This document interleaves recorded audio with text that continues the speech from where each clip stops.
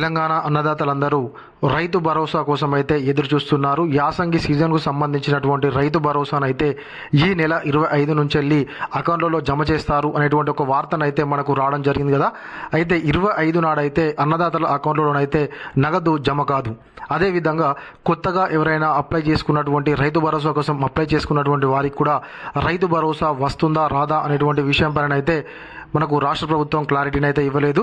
అయితే ఇప్పుడు మనం ఈ యొక్క రెండు విషయాల గురించి అయితే ఈ వీడియోలో మాట్లాడుకుందాము. ఎవరైనా కొత్తగా మన వీడియో చూస్తున్నట్లయితే సబ్స్క్రైబ్ చేసుకోకపోతే వెంటనే సబ్స్క్రైబ్ చేసుకొని పక్కనటువంటి గంట సింబల్ అయితే నొక్కండి.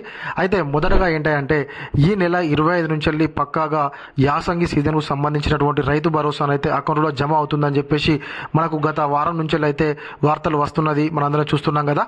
అయితే 25వ తారీఖు నాడైతే మనకు ఆదివారం కావడంతోనైతే ఆదివారం రోజు నుంచి అయితే రైతు భరోసా అకౌంట్లో జమ కాదు అనేది అయితే స్పష్టంగా అర్థమవుతుంది.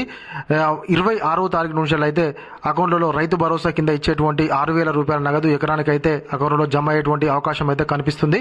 అదేవిధంగా కొత్తగా ఈ సంవత్సరం మాత్రమే రైతు భరోసా కోసం అయితే అప్లై చేసుకున్నటువంటి వారికి ఈసారి మరి రైతు భరోసా వస్తుందా రాదా అనేటువంటి విషయం పైన అయితే రాష్ట్ర ప్రభుత్వం ఇంకా స్పష్టతనివ్వలేదు. ఎందుకు రాదు, ఎందుకు రాష్ట్ర ప్రభుత్వం చెప్పలేదు అంటున్నానంటే, అయితే మొదటగానైతే గతంలో మనకు రెగ్యులర్గా వచ్చేటువంటి వారికి మాత్రమే రైతు భరోసా ఇస్తాము, తర్వాతకి కొత్తగా అప్లై చేసుకున్న వాళ్ళకు సపరేట్ ఇస్తామని చెప్పేసి గతంలోనైతే మనకు రాష్ట్ర ప్రభుత్వం చెప్పినటువంటి విషయం మనందరికీ తెలిసిందే కదా. అయితే మరి ఈసారి అయితే కొత్తగా అప్లై చేసుకున్న వారికి వస్తుందా రాదా అనేటువంటిది అయితే ఇంకా తెలియాల్సి ఉంది. అయితే ఈ యొక్క 6,000 రూపాయల నగదు మనకు ఇప్పటి వరకు 3 ఎకరాల వరకు మాత్రమే రాష్ట్ర ప్రభుత్వం అయితే అందించడం జరిగింది యాసంగి సీజన్ సంబంధించి. అయితే ఇప్పుడైతే 3 ఎకరాల పైన ఉన్నటువంటి వారికి అయితే రాష్ట్ర ప్రభుత్వము అకౌంట్లో జమ చేస్తుంది. అదేవిధంగా 3 ఎకరాల నుంచి వెళ్ళి మొదటగానైతే 10 ఎకరాల వరకు 10 ఎకరాల లోపు ఉన్నటువంటి వారికి అయితే ఇచ్చేటువంటి అవకాశం అయితే కనిపిస్తుంది. ఈ మే చివరి వరకు అయితే 10 ఎకరాల వరకు ఉన్నటువంటి అన్నదాతలకైతే ఖచ్చితంగా రైతు భరోసా అకౌంట్లో జమ చేయడానికి అయితే రాష్ట్ర ప్రభుత్వం అన్ని విధాల సిద్ధమైంది.